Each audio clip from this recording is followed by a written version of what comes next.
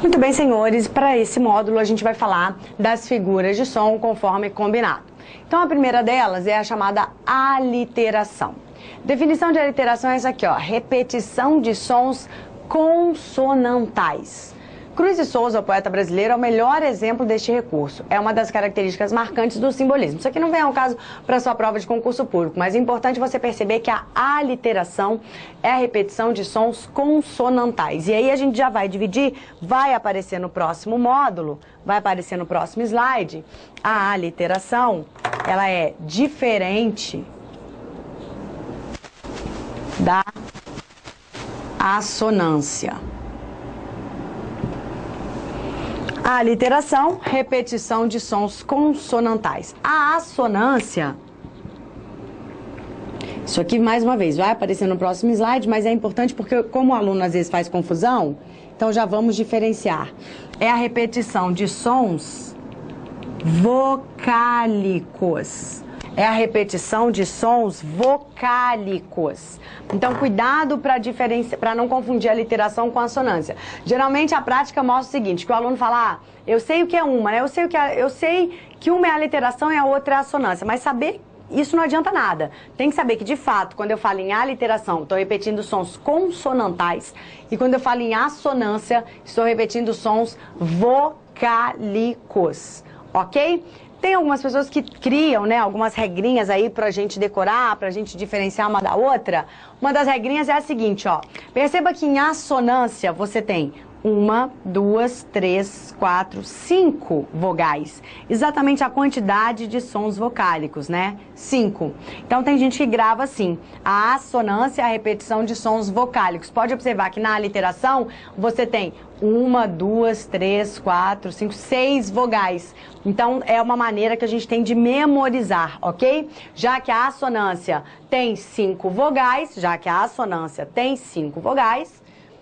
a assonância, ela é também uma palavra que possui 5 vogais. Então, grave assim. A assonância é a repetição de sons vocálicos e a aliteração, repetição de sons consonantais. Então, vamos ver o exemplo do Cruz e Souza? Olha lá. Vozes veladas, veludas, vozes. Volúpias dos violões, vozes veladas. Vagam nos velhos vórtices velozes. Dos ventos, vivas, vãs, vulcanizadas. Então, um fragmento aí de violões que choram. Então, senhores, é isso. Repetição de sons consonantais. Pode ser, obviamente, quaisquer consoantes, né? Observem isso, então. Aqui já está em destaque. Repetimos não, né? Cruz e Souza repete aí a consoante V, ok? Então, temos essa repetição consonantal. Muito bem.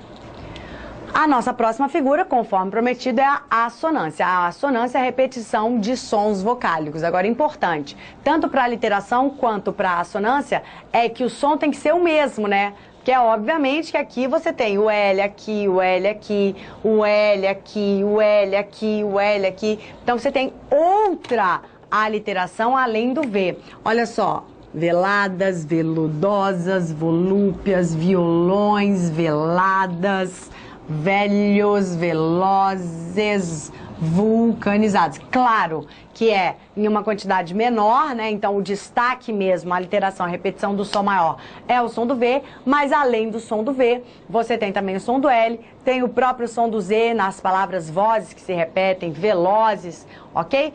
Vulcanizadas, então você tem diversos sons. Agora, a repetição tem que ser do mesmo som consonantal e, obviamente, seguindo aqui a assonância, dos mesmos sons vocálicos. Então, por exemplo, vamos ler essa frase aqui, ó. Sou um mulato nato, no sentido lato, mulato democrático do litoral. Então, dá uma olhadinha na repetição aí que aparece, ó, com as vogais A e O, em palavras, na mesma palavra, olha só. Sou um mulato nato no sentido lato, mulato democrático do litoral. Ok? Então, o A e o O aqui sendo trabalhados principalmente nestas palavras aqui, ó. Mulato, nato, lato, mulato, democrático. Quando elas estão unidas, né, quando elas se repetem dessa mesma forma, tá? Porque assim, a vogal A, ela aparece, e a vogal A, então, né, a vogal que mais aparece aí, então ela, obviamente, vai aparecer. A vogal E também, já que é a conjunção aditiva. Então, obviamente que as vogais, sim, elas vão aparecer. Ok, perfeito, tá? Agora, encontrar o tipo de repetição é que é a chamada assonância. Ah, não é só porque a palavra A aparece, porque senão todo verso vai ter assonância, e não é bem assim. A assonância é esse trabalho aqui, ó, dessa repetição que aparece sistematicamente, ó. A, ó, a, ó, a, ó, a, ó, a, ó. Aqui, ó, já trocou. Então, não faz parte desta assonância. Então, o que eu tô querendo mostrar pra vocês, senhores? Que nós vamos ter a repetição de diversos sons. Isso é um fato, ok? Nós vamos ter a repetição de diversos sons. Ocorre que, dentre esses sons, para você identificar uma assonância, você deve tentar identificar uma relação de repetição, uma relação de sistematização entre as vogais. Uma relação que faça uma metodologia, que crie uma metodologia, que crie uma sistematização, que crie um modelo, um paradigma. Então, estou mostrando para vocês que neste verso aqui do Caetano Veloso, nós temos esta sistematização. A, ó, a, ó, a, ó, a, ó, a, ó. E ela aparece nestes 5 encontros aqui. Tudo bem? Ela aparece nestes 5 encontros. Mulato, nato, lato, mulato e democrático. Vamos analisar este próximo exemplo aqui, ó. Agora com o conjunto E e O. O que o vago é incógnito, desejo de ser eu mesmo, de meu ser que meu ser me deu. De meu ser me deu, é isso mesmo. Fernando Pessoa. O que o vago e incógnito desejo de ser eu mesmo, de meu ser me deu. Então, observem aqui, ó, os conjuntos E e O nessa sistematização, ó. O que o vago e incógnito. Ó, aqui tem um monte de ó, tá? Mas é o que eu tô falando. Não existe essa sistematização, né? Desejo, olha lá, de ser eu mesmo, de meu ser me deu. Claro que aqui, ó, o meu é uma outra peculiaridade. A repetição na assonância é de som, não é necessariamente de letra. Então, o som do O e do U, muitas vezes, ele vai se repetir. Então, olha só. O que o vago e incógnito desejo de ser eu mesmo, de meu ser me deu. Então, aqui, ó, nesses encontros do meu e do deu, eu tenho o som, porque o que me interessa na figura assonância é a repetição do som, e som é diferente de letra. Ou seja, o que eu estou querendo dizer para você é que, às vezes, a letra O e a letra U, elas vão ter o mesmo som na hora da leitura. E tendo o mesmo som, não importa que sejam letras diferentes, não importa que sejam letras diferentes. O que importa é que elas produzem o mesmo som. E se eu estou produzindo o mesmo som, obviamente eu estou repetindo sons vocálicos, então eu estou fazendo uso da aliteração. Então, da assonância. Então, o que é importante vocês perceberem? Como as vogais estão sempre presentes, não existe uma sílaba na língua portuguesa sem uma vogal, é óbvio que essas vogais vão se repetir. Mas não é a mera repetição da vogal que vai criar a assonância, figura de linguagem, figura de som. Claro que não. É uma repetição que cria um paradigma, que cria um parâmetro, que cria um modelo. É uma repetição, de fato, que sistematiza isso. Não basta eu colocar um monte de vogal. Como eu falei para vocês, ó, eu estou mostrando aqui essa vogal O,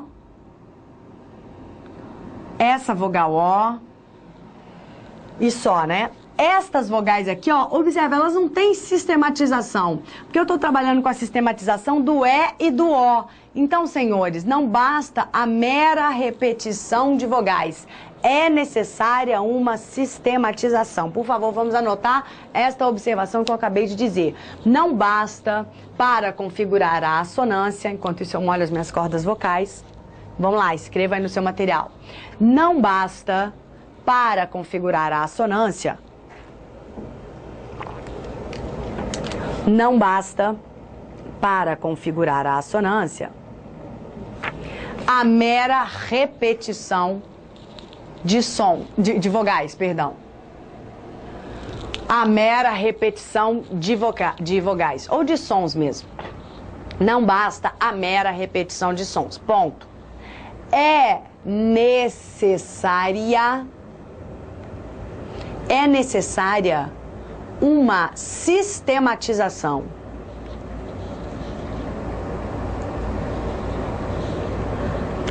É necessária uma sistematização.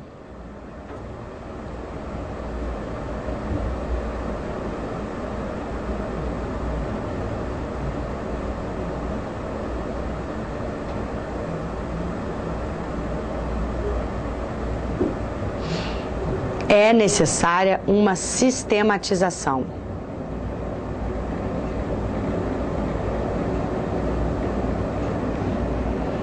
Ou seja, vírgula, ou seja, é necessária uma sistematização, vírgula, ou seja,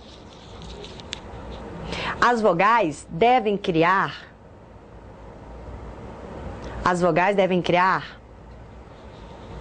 um paradigma. Paradigma é sinônimo de modelo, ok, senhores?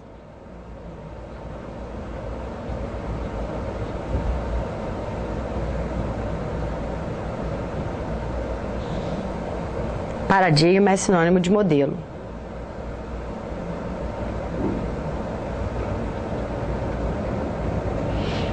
Então, fiquem atentos a isso.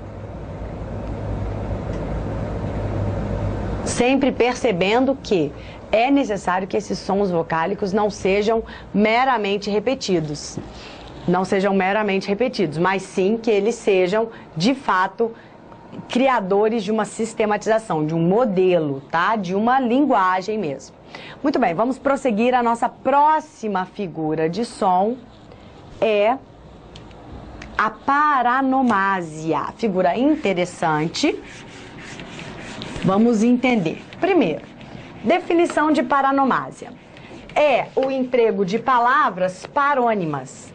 E o que são palavras parônimas? Como o próprio nome sugere, são palavras parecidas. Como estamos estudando as figuras de som, são palavras que terão sons parecidos. Então, pegue a sua canetinha Lumicolor e grife aí de maneira muito mais organizada do que a professora, com esse rabisco horroroso. Grife aí, ó, sons parecidos, tá? Então, é o emprego de palavras que tenham sons parecidos. Emprego de palavras parônimas. As palavras parônimas foram estudadas na parte da semântica, né? Então, temos ratificar e retificar, temos maçã e massas, Almir Sater, né? Conhecer as manhas e as manhãs, o sabor das massas e das maçãs. Então, palavras com sons parecidos, tá? Olha o exemplo. Com tais premissas, ele sem dúvida leva-nos às primícias, do Padre Antônio Vieira. Aí temos aqui a definição, só para vocês entenderem. Premissas, tá? Cada uma das duas proposições de um silogismo, a maior e a menor, das quais se infere ou se tira uma conclusão. Então, as premissas, elas são uma técnica de retórica, de argumentação, na qual você apresenta duas premissas e a partir dessas duas premissas você tira uma conclusão. Exemplo, um exemplo bem simples para você entender o que é um silogismo, tá? Então, assim, ó, os homens são mortais, é a primeira premissa. A segunda premissa é, João é homem. Conclusão, João é mortal. Então, essa é a ideia, ó, a premissa maior, os homens são mortais, a premissa menor, João é homem, e a conclusão, João é mortal. Então, são silogismos, tá? Isso é que são premissas. As premissas são esses argumentos, são as proposições que eu faço desse silogismo. O silogismo é a argumentação. O silogismo é o conjunto. O silogismo é a dinâmica das premissas que levam a uma conclusão. Isso, o nome disso é silogismo. E as premissas, né, elas dão nome a cada uma das partes desse silogismo, cada uma das proposições, não da conclusão. A conclusão se chama conclusão. Agora, as proposições de um silogismo chamam-se premissas. E premissas são, obviamente, os primeiros efeitos, os primeiros lucros, né? Os primeiros gozos, as primeiras consequências, as primeiras consequências mesmo, os primeiros efeitos que você tem acerca de algo. Então, a paranomásia é isso aí que foi definido para os senhores. Vamos à nossa última figura de som, que é a chamada onomatopeia. Na verdade, a onomatopeia, eu já falei bastante para vocês no processo de formação de palavras. E olha a definição de onomatopeia. É a criação de uma palavra para imitar o som. Peraí, então quando eu crio uma palavra, eu estou formando palavras. Então, aqui vamos fazer um link com o nosso módulo de formação de palavras, que também cai no TCE, está lá de maneira muito clara. Então, você, ao saber formação de palavras, entenda que a onomatopeia, estamos fazendo um link aqui da onomatopeia com a formação de palavras. Estamos estudando a onomatopeia, já estudamos lá na parte de formação de palavras, e aqui vamos estudar a onomatopeia na parte da criação dessa palavra para imitar um som, criando essa figuração, criando esta figura de som. Por exemplo, a língua do nhen, né? Tá, nhen, nhen, olha lá. Havia uma velhinha que andava aborrecida, pois dava sua vida para falar com alguém. E estava sempre em casa, boa velhinha, resmungando sozinha, nhen, nhen, nhen, nhen, nhen, nhen, nhen. Cecília Meirelles. Então, olha só, aqui, ó, essa criação, né, essas aqui, ó, são palavras, ok? Palavras que imitam um som, o som do resmungar.